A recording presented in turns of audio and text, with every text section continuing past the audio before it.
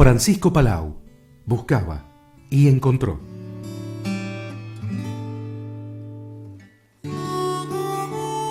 Esta es la historia de Francisco Palau y Kern. Veremos que su vida es lucha y fe. ¿Nos enseñará algo esta vida? ¿Y traerá alguna novedad a alguien que por su gran cosa amada sufre y dice que está en paz? En tierras de Lérida.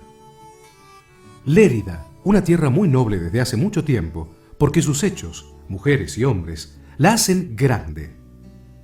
Francisco llegó un 29 de diciembre de 1811, un frío día de invierno, a orillas del Bajo Segre, en la antigua ciudad de Aitona. Conocida por árabes, por romanos y señores de Moncada, que le dieron mucha fama. Francisco nació en plena guerra por la independencia. Por eso es el año del hambre y la miseria. Pero Dios pensó que este lugar fuera la cuna de este niño, que llegará a ser grande a los ojos de Dios y de los hombres. Su familia era campesina, sencilla, trabajadora, y creían en la ternura de Dios. Por eso sus padres y sus hermanos lo rodearon de cariño y cuidado. El mismo día de su nacimiento, como se acostumbraba en aquellos tiempos, lo llevaron a la iglesia para que lo bauticen. La iglesia, a la que él tanto amará, lo recibió con mucha alegría. Junto con sus hermanos, Clara y Teresa, Francisco confirmó su amor a Jesús y sintió que su corazón se fortalecía. Mientras vivía en su pueblo, todos lo querían, desde su maestro hasta sus compañeros. Desde muy chico demostró ser muy generoso, dando su merienda a un pobre sin que se la haya pedido. Recordando esta experiencia, cuando es grande, Francisco nos contó que a los 7 años aprendió qué cosa era amar. Al lado de su papá, fue a la parroquia para cantar y alabar a Dios, al que irá conociendo cada día un poco más. Se levantaba muy temprano, así lo hacían todos en Aitona, y junto con sus padres iba al Rosario de la Aurora. Y a veces le pasaba que, por querer ir a rezar, a estudiar o a trabajar, olvidaba el juego y dejaba a sus compañeros. Sus padres no querían separarse de él, pero como eran buenos cristianos y querían de verdad a su hijo, se preguntaban qué es lo que Dios tendrá preparado para él. Por eso, cuando el cura y su hermana Rosa lo aconsejaron para que se fuera a Lérida a estudiar, lo apoyaron y acompañaron en su decisión. El dolor fue muy grande. Se separó de su pueblo y de su querido hogar, pero también lo ponía contento la tarea que Dios le tenía preparada. Los padres y los hermanos que se quedaron en Aitona lo animaron y le dijeron que siempre se iban a amar. Su hermana mayor, Engracia, tuvo como nieta a la que luego fue santa, Teresa Jornet. El otro hermano mayor, José, se quedó siempre en su casa y cuidó a sus padres hasta que ellos murieron. Ramón Benet, el cuñado, y Rosa, su hermana fiel, lo recibieron en su casa y se hicieron cargo de él. Se cree que fue en Butzenit cuando Cristo lo invitó a seguirlo. Y comienza la aventura. Francisco Palau se entregó sin ninguna resistencia y llegó al seminario de Lérida, donde se forman los jóvenes que luego serán sacerdotes. Y Dios sigue haciendo una gran obra en el corazón joven de Francisco. Un día, su hermana Rosa fue a verlo, y en su cama encontró unas ramitas de olivo que Francisco había puesto. Es porque ya desde niño quiso parecerse a Jesús, y con pequeños sacrificios le demostraba su amor. Así fue de humilde y limpia la vida de nuestro joven, que pasó de Aitona a Lérida, donde empezó a hacerse hombre. Cuando Francisco tiene casi 17 años, le conceden una beca por los méritos ganados en los estudios.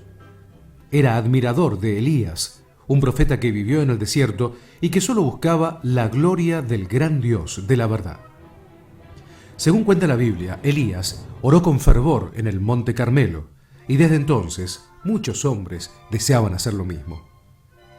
Así Francisco descubre que su vocación era ser carmelita.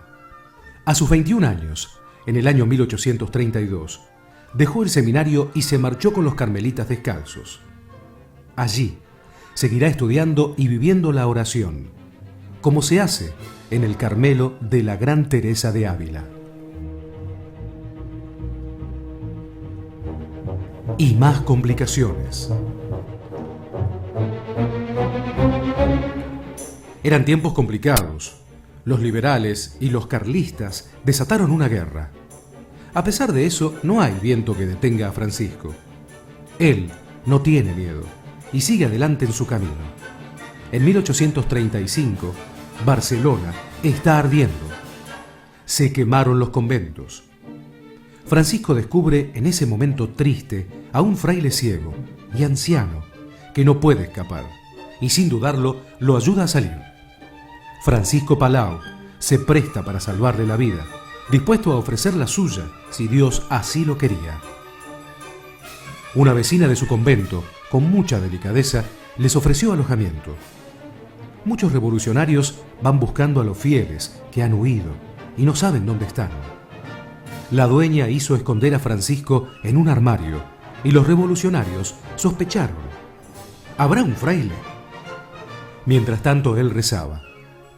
No pudieron abrir la puerta porque se partió la llave y de esa manera salvó su vida. Pero al cabo de algunos días se entregó en la Ciudadela con otros religiosos y los encerraron en la cárcel. Cuando consiguió ser libre, Francisco volvió a su hogar y sus padres se alegraron mucho viendo a su hijo que regresaba sano. Sacerdote de la Iglesia. Han pasado algunos años y empezó a prepararse para llegar a sacerdote. El 2 de abril de 1836, a Francisco, el obispo de Barbastro, lo consagra como ministro. A partir de este momento, se entrega al apostolado sirviendo fiel a la Iglesia, como su gran enamorado.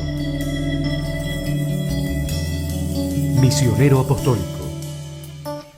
Va a predicar por toda la región de Cataluña, y por esta razón los obispos lo nombran misionero popular. Pero también en su corazón tomará la decisión de encontrar al Dios que habla en el silencio y en la oración. Solitario. Por eso busca una gruta donde vive pobremente.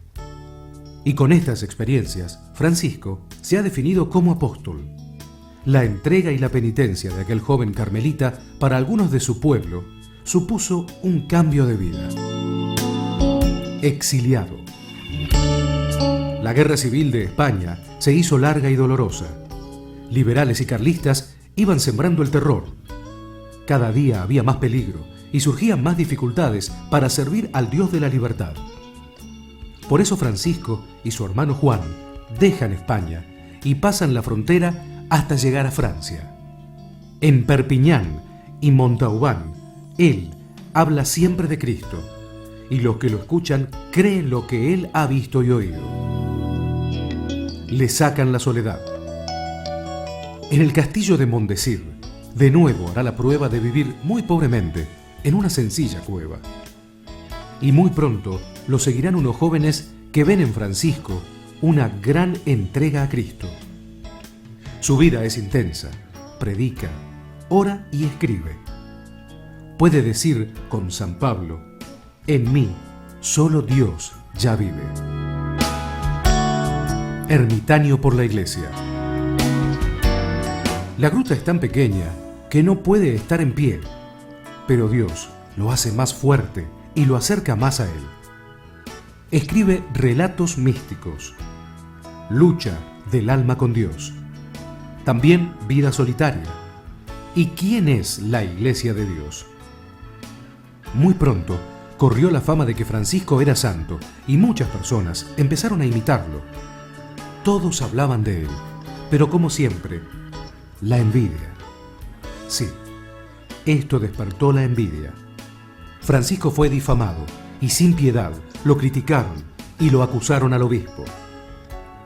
Y el obispo no lo quiso recibir, ni tampoco le contó él por qué se lo acusó. No había en él rencor, sabiéndose inocente, con una gran sumisión, siempre se mostró obediente. Aunque su obra era buena y a nadie hacía dudar, con mucha paz se decidió a dejar aquel lugar.